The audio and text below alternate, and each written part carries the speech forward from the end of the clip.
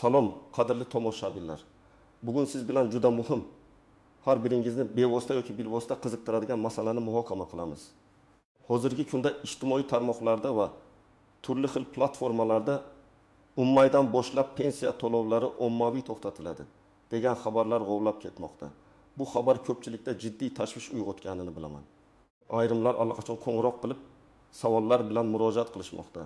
Ba'zilar esa nima qilishni bilmay, xavotirga tushgan. Darhaqiqat bu ma'lumotning o'ziga xos asoslari bor. Ammo u ko'pincha noto'g'ri talqin qilinmoqda va vahima tarqatish uchun foydalanilmoqda. Shuning uchun bugungi videomizda biz aynan shu masalani chuqur va atroflicha tahlil qilamiz. Sizga bu vaziyat aslida nima ekanligini, kimlar xavotirlanishi kerak, kimlar esa xavotirlanmasligi lozimligini, shuningdek nima qilish kerakligini aniq va ravshan tushuntirib beraman. Bu ma'lumot har biringiz uchun, ayniqsa keksa yoshdagi ota-onangiz, bobo-buvilaringiz yoki ushbu toifadagi tanishlaringiz uchun hayotiy ahamiyatga ega. Shuning uchun iltimos, videoni oxirigacha diqqat bilan tomosha qiling. Agar hali kanalimizga obuna bo'lmagan bo'lsangiz, hozirroq obuna bo'lish tugmasini bosing va ushbu videoga like qo'yishni unutmang. Bu bizning mehnatimizga bo'lgan eng katta bahoyingiz bo'ladi va bunday muhim ma'lumotlar ko'proq odamlarga yetib borishiga yordam beradi. Masalani ildizdan ko'rib chiqaylik. Ilgari pensiya to'lovlari tizimi qanday ishlagan va hozir nimalar o'zgardi? An'anaviy ravishda pensiya to'lovlari O'zbekistonda ikki asosiy yo'l bilan amalga oshirilgan. Yoki bank kartalariga naqd pulsiz o'tkazish orqali, yoki pochta bo'limlari orqali naqd pul shaklida yetkazib berish orqali. Ba'zi hollarda keksa yoshdagi kasal yoki nogironligi bor shaxslarga pensiya xodimlari tomonidan uyiga olib borib berish amaliyoti ham mavjud edi. Bu tizim juda uzoq vaqt davomida ishlatilib kelindi va ko'pchilik uchun qulay hisoblanardi. Pensiya tayinlash va to'lash jarayonlari ko'pincha inson omiliga asoslangan bo'lib, ba'zi hollarda bu kamchiliklarga ham olib kelishi mumkin edi. Masalan, bir bankdan boshqa bankka o'tishda yoki yashash manzilini o'zgartirishda ma'lumotlar bazasiga tezkorlik bilan kiritilmasligi sababli vaqtincha uzilishlar yuzaga kelishi, shuningdek, pensiya oluvchining haqiqatda tirik ekanligi va mamlakat hududida yashayotganligini tekshirishda qiyinchiliklar bo'lishi mumkin edi. Ba'zi hollarda vafot etgan shaxslarning pensiyalari ham noqonuniy ravishda olinib kelingan holatlar uchragan. Bu esa davlat byudjeti mablag'larining maqsadli sarflanishiga to'sqinlik qilar edi. Ammo bugungi kunda mamlakatimizda raqamlashtirish jarayonlari jadal rivojlanmoqda. Davlat xizmatlari shaffofligi va samaradorligini oshirish maqsadida ko'plab sohalarda yangi tartiblar joriy etilmoqda. Ayniqsa byudjet mablag'laridan, shu jumladan pensiya mablag'laridan foydalanishda suiiste'molliklarning oldini olishga qaratilgan qat'iy choralar ko'rilmoqda. O'zbekiston Respublikasi Vazirlar Mahkamasining tegishli qarorlari, Prezident farmonlari va boshqa normativ huquqiy hujjatlar asosida pensiya ta'minoti sohasida ham bir qator o'zgarishlar amalga oshirilmoqda. Bu o'zgarishlar asosan pensiya oluvchilarning shaxsiy ma'lumotlarini muntazam yangilab borish, ularning mamlakat hududida yashayotganini tasdiqlash va pensiya to'lovlarining haqiqiy egalariga yetib borishni kafolatlashga qaratilgan. Raqamli texnologiyalar yordamida turli davlat organlari, masalan, Ichki ishlar vazirligi, fuqarolik holati dalolatnomalarini qayd etish organlari (FQRI), migratsiya fuqarolikni rasmiylashtirish boshqarmasi, shuningdek banklar o'rtasida ma'lumot almashinuvini avtomatlashtirish yo'lga qo'yildi. Bu ma'lumot almashinuvi tezkor va aniq bo'lishini ta'minlab, fuqarolarning ma'lumotlarini yangilab borish zaruratini oshiradi. Shuni ta'kidlash kerakki, ummaydan boshlab pensiya to'lovlarining ommaviy to'xtatilishi haqidagi gaplar mutlaqo noto'g'ri talqindir. Hech kim ommaviy ravishda pensiyalarni to'xtatmaydi. Gap shundaki, endilikda pensiya jamg'armasi fuqarolarning ma'lumotlarini muntazam ravishda qat'iyroq tarzda tekshiruvdan o'tkazadi. Agar ma'lumotlarda nomuvofiqliklar aniqlansa yoki fuqaroning mamlakatda ekanligi tasdiqlanmasa, pensiya to'lovlari vaqtincha to'xtatilishi mumkin. Bu to'lovni butunlay bekor qilish emas, balki shaxs aniqlangunga qadar amalga oshiriladigan profilaktik chora hisoblanadi. Asosiy maqsad byudjet mablag'larining noto'g'ri sarflanishining oldini olish va pensiyalarning faqatgina haqli egalariga yetib borishini ta'minlashdir. Bu jarayon avval ham mavjud edi. Lekin endi uning mexanizmlari yanada kuchaytirildi va tizimlashtirildi. Ya'ni ilgari qo'lda tekshirilgan jarayonlar endi avtomatlashtirilgan tizimlar orqali kamida bir yilda bir marta yoki zarurat tug'ilganda tez amalga oshirilishi kutilmoqda. Shuning uchun ommaviy to'xtatish emas, balki tekshiruvlarning kuchaytirilishi va aniqlangan holatlarda vaqtincha to'xtatish deb tushunish to'g'riroq bo'ladi. Bu o'zgarishlar fuqarolarning pensiya jamg'armasi bilan doimiy aloqada bo'lishi va ma'lumotlarni dolzarb holda saqlashi zarurligini anglatadi. Endi esa eng muhim qismga o'tamiz. Nimalarni bilishimiz kerak? Kimlar xavotirlanishi kerak va kimlar xavotirlanmasligi kerak? Kimlar xavotirlanishi kerak? Birinchidan va bu eng asosiy holat, uzoq vaqtdan beri hujjatlarini yangilamagan shaxslar. Ayniqsa pasport muddatini o'tkazib yuborgan yoki shaxsiy ma'lumotlarda o'zgarish bo'lgan. Ammo bu haqda pensiya jamg'armasiga xabar bermagan shaxslar. O'zbekiston Respublikasi fuqarosining pasporti yoki ID kartasi asosiy shaxsni tasdiqlovchi hujjat hisoblanadi. Agar uning muddati o'tgan bo'lsa, siz davlat xizmatlaridan foydalanishda, bank operatsiyalarini amalga oshirishda va albatta pensiya olishda jiddiy muammolarga duch kelishingiz mumkin. Masalan, Saxonom yoshli Gulnora aya. U yolg'iz yashaydi, farzandlari chet elda. Pasportining muddati 20 yil oldin tugagan bo'lib, uning yoshi tufayli ko'chaga chiqmaydi va hujjatlarni yangilash imkoniga ega emas. Pensiyasini har oy qo'shnisi ishonchnoma asosida olib kelar edi. Endi esa yangi tartibga ko'ra pensiya jamg'armasi Ichki ishlar vazirligi ma'lumotlar bazasi bilan solishtirganda Gulnora ayaning pasporti haqiqiyligi yo'qolganini yoki muddatini o'tkazib yuborganini aniqlaydi. Bu holatda to'lovlar vaqtincha to'xtatilishi mumkin. Gulnora ayaning o'rtacha pensiyasi hozirgi kunda taxminan 1 million 200 ming so'm atrofida. Agar to'lov to'xtatilsa, bu uning yashashiga jiddiy ta'sir qiladi. Chunki u nafaqat oziq-ovqat, balki dori-darmonlar va kommunal to'lovlar uchun ham shu pulga umid qiladi. Bunday holatda Gulnora ayaning yaqinlari yoki unga yordam berayotgan qo'shnisi zudlik bilan pasportini yangilash choralarini ko'rishi va pensiya jamg'armasiga murojaat qilishi shart. Yangi ID karta olish jarayoni ma'lum vaqt talab qilishi mumkin. Shuning uchun bu ishni kechiktirmaslik lozim. Ikkinchidan, uzoq muddat chet elda yashayotgan, lekin O'zbekistonda pensiya oluvchi shaxslar O'zbekiston qonunchiligiga ko'ra doimiy yashash uchun chet elga ketgan fuqarolar konsullik hisobiga turishi shart. Agar bu amalga oshirilmagan bo'lsa, davlat bazalarida fuqaroning mamlakat hududida emasligi qayd etiladi.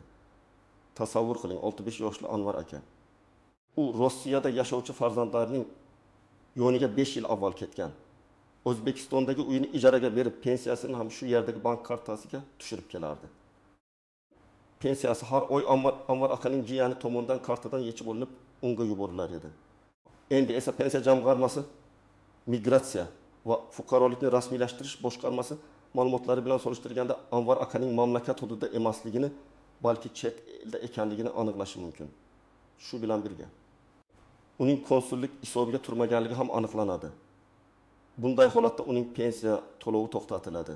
Uning o'rtacha pensiyasi 1 million 300 ming so'm bo'lgan bo'lsa, bu mablag' endi unga to'lanmaydi.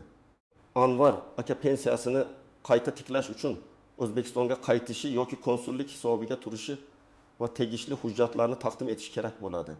Agar o'z pensiyasini olmasdan bir necha oy o'tkazib yuborsa, bu uning moliyaviy ahvoliga jiddiy putur yetkazadi. Uchinchidan, vafot etgan qarindoshlari uchun pensiya olib kelayotgan shaxslar. Afsuski, bunday firibgarlik holatlari ham uchrab turadi. Bunda vafot etgan shaxslarning pensiya kartalari yoki ishonchnomalari orqali pensiya pullari olinadi. Davlat FXRga organlari ma'lumotlari bilan pensiya jamg'armasi bazalarini solishtirganda bu kabi holatlarni osongina aniqlay oladi. Masalan, 7 yoshli Salima opa vafot etganiga 2 yil bo'lgan, ammo uning qizi Dilshoda har oy onasining pensiyasini olib kelgan. Salima opaning o'rtacha pensiyasi 1 million 700 ming so'm edi. 2 yil davomida jami 26 million 400 ming so'm noqonuniy ravishda olingan bo'ladi. Yangi tekshiruvlar natijasida FXR bazasidan Salima opaning vafoti qayd etilganligi aniqlanadi. Bu holatda Dilshodaga nisbatan qonuniy choralar ko'rilishi va ushbu mablag'ni qaytarish talab etilishi mumkin. Agar u pulni qaytarmasa, sud orqali undirish choralari ko'riladi. Bunday noqonuniy harakatlar nafaqat pensiya to'lovining to'xtatilishiga, balki jinoiy javobgarlikka ham olib kelishi mumkin. 4-dan, bankni yoki pensiya olish usulini o'zgartirgan, ammo bu haqda pensiya jamg'armasini ogohlantirmagan shaxslar. Pensiya to'lovlari faqatgina pensiya jamg'armasi bazasida qayd etilgan bank rekvizitlariga yoki pochta manziliga amalga oshiriladi. Agar ma'lumotlar o'zgargan bo'lsa va bu haqda pensiya jamg'armasi xabardor qilinmagan bo'lsa, to'lovlar manzilini topa olmaydi va o'z-o'zidan to'xtatiladi. Misol uchun, 75 yoshli Temur aka Agrobank kartasiga o'tgan, lekin bu haqda pensiya jamg'armasiga xabar bermagan. Uning o'rtacha pensiyasi 20 million 270 ming so'm. Yangiyo'lda pensiya tushmagach, Temur aka xavotirga tushadi. Bunday holat uning pensiyasi o'tkazilgan bank ma'lumotlari pensiya jamg'armasi bazasida yangilanmagani sababli to'lanmaydi. Temur aka pensiyasiz qolib ketgan. U zudlik bilan pensiya jamg'armasiga murojaat qilib, yangi bank rekvizitlarini taqdim etishi va to'lovni qayta yo'lga qo'yishi kerak. Bu jarayon bir necha kunni talab qilishi mumkin. Bu esa Temur akaning moliyaviy ahvoliga ta'sir qiladi. 5-dan, nogironlik pensiyasini oluvchi, ammo belgilangan muddatda tibbiy qayta ko'rikdan o'tmagan shaxslar nogironlik pensiyasi va nafaqalari ma'lum bir muddatga, ya'ni qayta ko'rik muddati belgilangan holda tayinlanadi.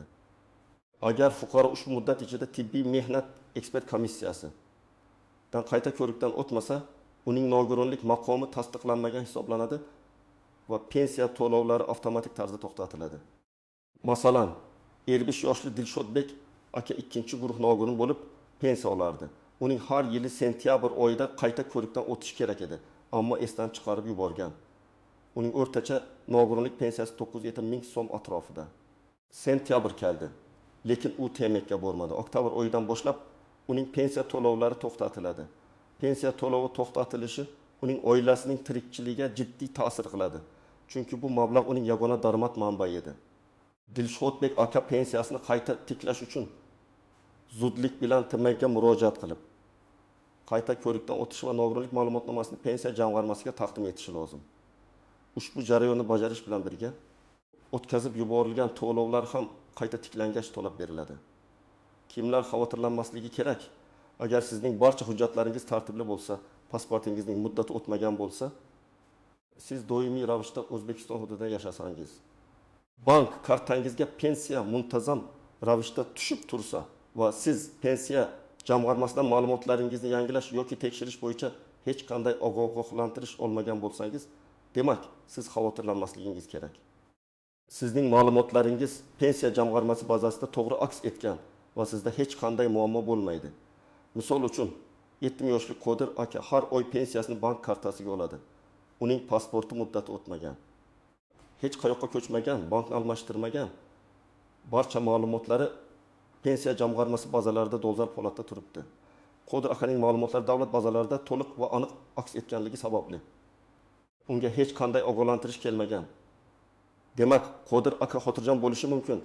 Uning pensiya to'lovi o'z vaqtida hech qanday uzilishlarsiz amalga oshiriladi. Aslida bu tekshiruvlar sizning manfaatlaringiz uchun amalga oshirilmoqda.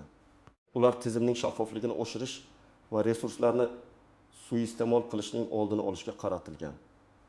Bu shuni anglatadiki, pensiya pullari faqatgina unga haqiqatan ham muhtoj bo'lgan shaxslarga yetib boradi. Endi esa qoidadan istisnolar, e'tibor berilishi lozim bo'lgan jihatlar va uncha aniq bo'lmagan nozik nuanslar haqida gaplashamiz. Istisnolar. Ayniqsa nogironligi tufayli karavotga mixlanib qolgan, uydan chiqa olmaydigan keksa yoshdagi fuqarolar, surunkali kasalliklarga chalingan shaxslar yoki shifoxonalarda uzoq muddat davolanayotganlar uchun maxsus tartiblar mavjud. Bunday shaxslarning yashash joyini tekshirish yoki ularning hujjatlarini yangilash masalasi bevosita pensiya jamg'armasi xodimlari tomonidan mahalla fuqarolar yig'inlari vakillari bilan birgalikda amalga oshirilishi mumkin. Ya'ni ular uyiga borib hol-ahvol so'rab, shaxsini tasdiqlovchi hujjatlarni ko'rib, mavjudligini tasdiqlab ketishlari mumkin. Buning uchun fuqaroning o'zi yoki uning yaqinlari mahalla raisiga yoki pensiya jamg'armasiga murojaat qilib, uyga kelib tekshirishni so'rashlari lozim. Bu pensiya jamg'armasi va mahalla o'rtasidagi hamkorlikning muhim jihati bo'lib, ijtimoiy himoyaga muhtoj qatlamlarning huquqlarini ta'minlashga qaratilgan. Misol uchun, pasl 5 yoshli Marhamat bu insultdan keyin karavotga mixlanib qolgan. U pensiya jamg'armasiga borishga qiynaladi. Shuningdek, uning yaqinlari ham o'z ishlarini tashlab uning hujjatlari bilan shug'ullanishga vaqti yo'q. Bunday holatda uning navrasi mahallaga murojaat qilib, pensiya jamg'armasi xodimlari Marhamat buni uyiga borib tekshiruv o'tkazishini so'rashi mumkin. Pensiya jamg'armasi xodimi mahalla vakili bilan birga marhamat buvining uyiga borib, uning pasportini ko'zdan kechiradi va uning tirikligini tasdiqlovchi dalolatnoma tuzadi. Bu dalolatnoma asosida marhamat buvining pensiya to'lovi hech qanday uzilishlarsiz davom ettiriladi. Bu maxsus holat pensiya oluvchining qulayligini ta'minlash va ularning huquqlarini himoya qilishga qaratilgan. Chet elda bo'lib turgan, ammo O'zbekistonning konsullik hisobida turgan fuqarolar. Agar siz chet elda doimiy yashasangiz va pensiya olishda davom etishni istasangiz, tegishli konsullikda hisobda turishingiz va har yil konsullikda ro'yxatdan o'tishingiz shart. Bu holatda konsullik O'zbekistondagi pensiya jamg'armasiga sizning yashayotganligingizni tasdiqlovchi ma'lumotni yuboradi va pensiya to'lovlaringiz davom ettiriladi. Bunday holda sizning pensiya to'lovlaringiz to'xtatilmaydi. Bu xalqaro amaliyot bo'lib, ko'plab davlatlarda shunga o'xshash tartiblar mavjud. Misol uchun, Germaniyada yashaydigan 7 yoshli Dildora opa. U O'zbekistonning Berlindagi elchixonasining konsullik hisobida turadi va har yili ro'yxatdan o'tish tartibidan o'tadi. Konsullik Dildora opaning tirikligi va chet elda doimiy yashashini tasdiqlovchi hujjatni pensiya jamg'armasiga yuboradi. Shuning uchun Dildora opaning pensiya to'lovi uzluksiz davom etadi. U har yili konsullikka tashrif buyurib, o'zining yashayotganligini tasdiqlovchi hujjatni rasmiylashtirishi kerak. Shunda pensiya jamg'armasi bazasida uning ma'lumotlari doimiy yangilanib turadi. Vakil orqali pensiya oluvchilar uchun yangi qoidalar. Ilgari ishonchnoma asosida pensiya olish juda keng tarqalgan edi, ammo bu amaliyot firibgarlik holatlariga yo'l ochishi mumkin edi. Endi esa bu jarayonga nisbatan qat'iyroq talablar qo'yildi. Ishonchnomaning muddati, uning rasmiylashtirilishi va ayniqsa pensiya oluvchining tirikligini tasdiqlash masalasiga alohida e'tibor qaratiladi. Pensiya oluvchining shaxsan o'zi bir yilda kamida bir marta pensiya jamg'armasiga murojaat qilib, o'zining mavjudligini tasdiqlashi talab etilishi mumkin. Agar bu imkonsiz bo'lsa, yuqorida aytilgandek, uyga borib tekshirish mexanizmi qo'llanilishi mumkin. Bu firibgarlikning oldini olishga qaratilgan muhim chora hisoblanadi. Agar ishonchnoma beruvchi shaxsning tirikligi tasdiqlanmasa, ishonchnoma o'z kuchini yo'qotadi va pensiya to'lov to'xtatiladi. Shuning uchun ishonchnoma asosida pensiya oluvchilar ushbu yangi qoidalarni diqqat bilan o'rganib chiqishlari va ularga amal qilishlari shart. E'tibor berilishi lozim bo'lgan jihatlar va uncha aniq bo'lmagan nozik nuanslar firibgarlik xavfi. Bunday paytda har doim firibgarlar faollashadi. Ular odamlarning xavotirdan foydalanib, ularni aldashga urinishadi. Sizga pensiya jamg'armasi xodimi yoki bank xodimi sifatida qo'ng'iroq qilib, pensiyangizni to'xtatib qo'ymaslik uchun sizdan karta raqami, CVC kod, bir martalik SMS kod kabi shaxsiy ma'lumotlarni so'rashlari mumkin. Hech qachon bu ma'lumotlarni hech kimga bermang. Pensiya jamg'armasi yoki banklar sizdan bunday ma'lumotlarni telefonda so'ramaydi. Ularga sizning karta raqamingiz emas, balki shaxsiy identifikatsiya raqamingiz CSHR yoki pasport ma'lumotlaringiz kerak bo'ladi. Lekin bu ma'lumotlar ham ishonchli manbaga shaxsan yoki rasmiy onlayn portallar orqali taqdim etilishi kerak. Agar shunday qo'ng'iroq kelsa, darhol aloqani uzing va shubhali holat haqida pensiya jamg'armasining ishonch telefoniga yoki bankka xabar bering. Ma'lumotlar to'qnashuvi va kechikishlar. Yangi tizimga o'tish jarayonida ma'lumotlar bazalarida ba'zi nomuvofiqliklar yoki kechikishlar yuzaga kelishi mumkin. Bu ba'zi fuqarolarning pensiya to'lovlarida qisqa muddatli uzilishlarga olib kelishi mumkin. Agar sizda barcha hujjatlar joyida bo'lsa-da, pensiyangiz tushmasa, vahimaga tushmang. Zudlik bilan pensiya jamg'armasiga murojaat qiling va vaziyatni aniqlashtiring. Aksariyat hollarda bu texnik xatolik yoki ma'lumot almashinuvidagi kechikishlar bilan bog'liq bo'ladi va tezda bartaraf etiladi. Pensiya jamg'armasi xodimlari sizga vaziyatni tushuntirib berishlari va muammoni hal qilishda yordam berishlari shart. Vaqtincha to'xtatish va butunlay bekor qilish o'rtasidagi farq. Yuqorida aytib o'tganimizdek, bu to'lovlarni ommaviy bekor qilish emas, balki vaqtincha to'xtatishdir. Agar pensiya to'lovlari to'xtatilgan bo'lsa, siz tegishli hujjatlarni taqdim etganingizdan va barcha nomuvofiqliklarni bartaraf etganingizdan so'ng to'lovlar qayta tiklanadi. Eng muhimi, oldingi davr uchun to'lanmagan pensiya pullari ham sizga to'liq qilib to'lab beriladi. Ya'ni agar sizning pensiyangiz ummaydan to'xtatilgan bo'lsa va siz iyunda barcha muammolarni hal qilsangiz, sizga may oyi uchun ham, iyun oyi uchun ham pensiya pullari to'liq to'lab beriladi. Bu juda muhim nuans. Shuning uchun xavotirga tushmang. pulingiz yo'qolmaydi. Faqat biroz kechikishi mumkin. Bu jarayon fuqarolarning moliyaviy barqarorligini ta'minlashga qaratilgan bo'lib, pensiya jamg'armasi fuqarolarning huquqlarini buzishni emas, balki ularni himoya qilishni maqsad qilgan. Mahalla fuqarolar yig'inlarining roli.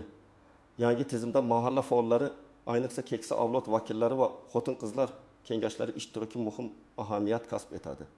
Ular o'z hududlaridagi pensiya oluvchilarning holatidan xabardor bo'lishlari, yordamga muhtojlarga ko'maklashishlari va pensiya jamg'armasi bilan hamkorlikda fuqarolarning ma'lumotlarini aniqlashtirishga yordam berishlari mumkin. Mahallaning ijtimoiy nazorat funksiyasi kuchaytirilmoqda. Agar sizning mahallangizda yashaydigan keksalar yoki nogironligi bor shaxslar qandaydir qiyinchiliklarga duch kelsa, ularga yordam bering va mahalla faollarini xabardor qiling.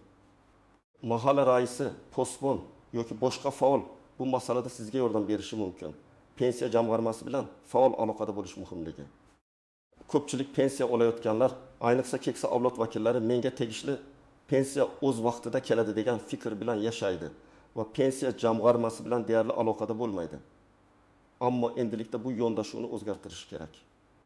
Siz o'zingizning ma'lumotlaringizning dolzarbligini muntazam tekshirib turishingiz, shaxsiy ma'lumotlaringizda o'zgarishlar bo'lsa, masalan, familiya o'zgarishi, bank kartasi yo'qolishi, yashash joyining o'zgarishi. Bu haqda zudlik bilan pensiya jamg'armasini xabardor qilishingiz lozim. Ya'ni muammolar paydo bo'lishini kutmasdan ularning oldini olishga harakat qilish kerak. Bu sizning shaxsiy mas'uliyatingiz hisoblanadi. Xo'sh, endi eng muhim savolga javob beramiz. Bu vaziyatda siz nima qilishingiz kerak? Qanday amaliy qadamlar qo'yishingiz lozim? Birinchi qadam, hujjatlaringizni tekshiring. Zudlik bilan pasportingizni qo'lingizga oling va uning amal qilish muddatini tekshiring. Yangi ID kartaga o'tish jarayoni O'zbekistonda jadal amalga oshirilmoqda. Agar pasportingiz muddati o'tgan bo'lsa yoki yaqin orada muddati tugasa, darhol Ichki ishlar vazirligining migratsiya va fuqarolikni rasmiylashtirish bo'limiga yoki davlat xizmatlari markaziga murojaat qilib, yangi pasport yoki ID karta olish choralarini ko'ring. Shuningdek, doimiy yashash joyingiz propiska to'g'ri qayd etilganligini tekshiring. Agar siz ko'chib o'tgan bo'lsangiz va propiskangizni yangilamagan bo'lsangiz, bu ham muammoga sabab bo'lishi mumkin. Hujjatlaringizda har qanday xatolik yoki nomuvofiqlik mavjud bo'lsa, uni tezda bartaraf etish kerak. Ikkinchi qadam, pensiya holatingizni tekshiring.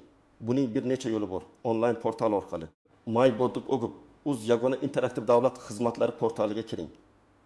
Ro'yxatdan o'tgan bo'lsangiz, shaxsiy kabinetingiz orqali o'zingizning pensiya ma'lumotlaringizni tekshirishingiz mumkin. Bu eng tez va qulay yo'l. Siz o'zingizning pensiya miqdoringizni, so'nggi to'lovlar tarixini, pensiya turi, yoshga doir nogironlik, boquvchisini yo'qotganlik va boshqa muhim ma'lumotlarni ko'rishingiz mumkin. Agar siz ro'yxatdan o'tmagan bo'lsangiz, ro'yxatdan o'tishni o'rganing yoki yoshlaringizdan yordam so'rang. My.org orqali siz hatto pensiya jamg'armasi bilan onlayn murojaat yuborishingiz ham mumkin. 2.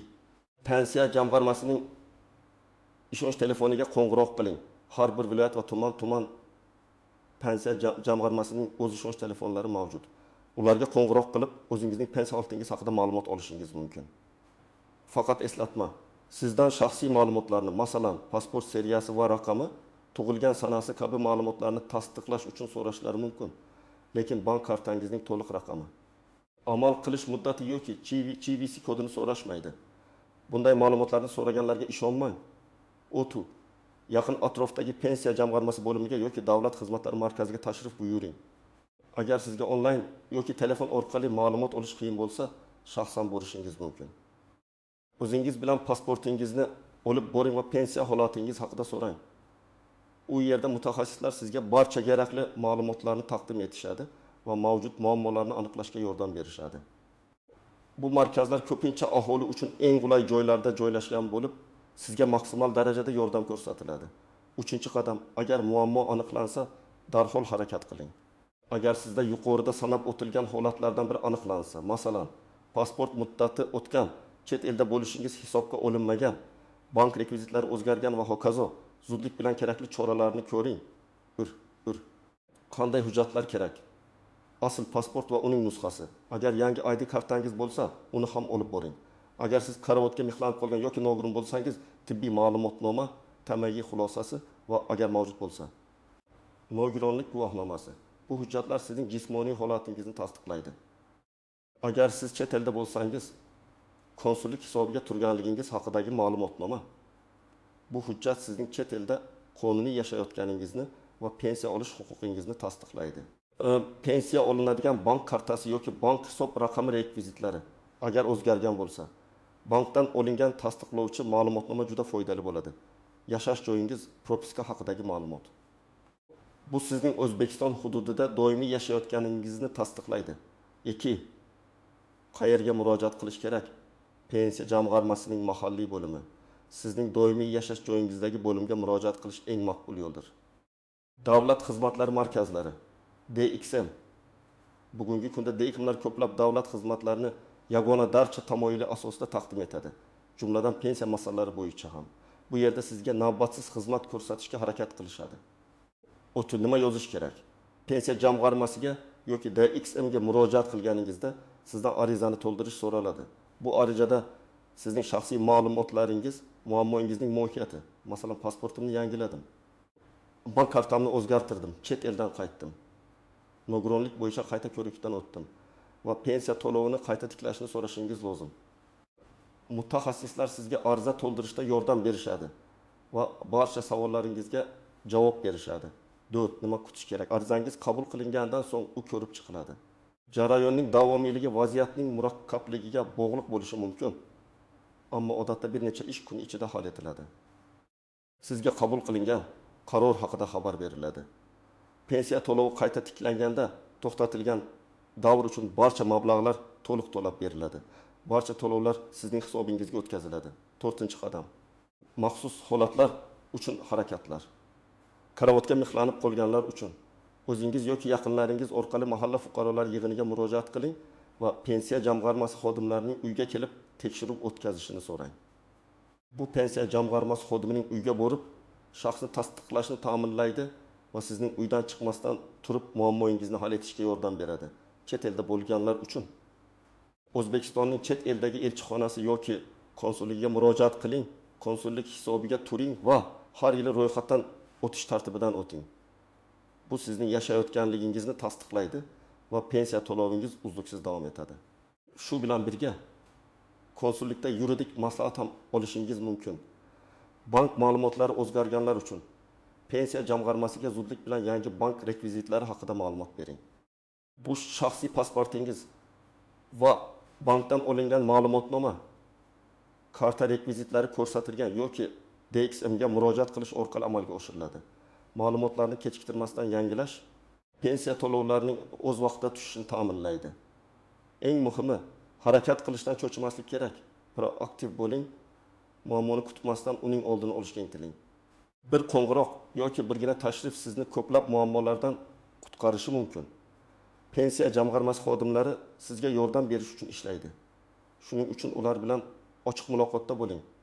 Xulosa qilib aytganda, aziz do'stlar, 10 maydan boshlab pensiya to'lovlarining ommaviy to'xtatilishi haqidagi gaplar vahima tarqatishga qaratilgan bo'lib, aslida bu davlat tomonidan pensiya tizimini yanada shaffof va adolatli qilish maqsadida amalga oshirilayotgan tekshiruvlarning kuchaytirilishi va ma'lumotlarni yangilash talabidir. Sizdan talab qilinadigani bu xotirjamlikni saqlash, o'zingizning hujjatlaringiz va ma'lumotlaringizning dolzarbligini tekshirish hamda agar biron bir nomuvofiqlik aniqlansa, zudlik bilan pensiya jamg'armasiga yoki davlat xizmatlari markazlariga murojaat qilishdir. Unutmang, bu sizning haqqingiz va davlat uni to'liq ta'minlashga intiladi. Faqatgina tegishli tartib-qoidalariga rioya qilish kerak. O'zingiz va yaqinlaringizning pensiya huquqlarini himoya qilish uchun faol bo'ling va barcha kerakli choralarni o'z vaqtida ko'ring. Umid qilamanki, bugungi videomiz sizning barcha savollaringizga javob berdi va xavotirlaringizni kamaytirishga yordam berdi. Agar sizda hali ham savollar bo'lsa yoki shunga o'xshash vaziyatlarga duch kelgan bo'lsangiz, iltimos, o'z tajribangizni izohlarda yozib qoldiring. Bu boshqa tomoshabinlarimiz uchun ham foydali bo'lishi mumkin. Videoga like bosishni va kanalimizga obuna bo'lishni unutmang. Zero sizning qo'llab-quvvatlashingiz biz uchun juda muhimdir. E'tiboringiz uchun rahmat. Salomat bo'ling.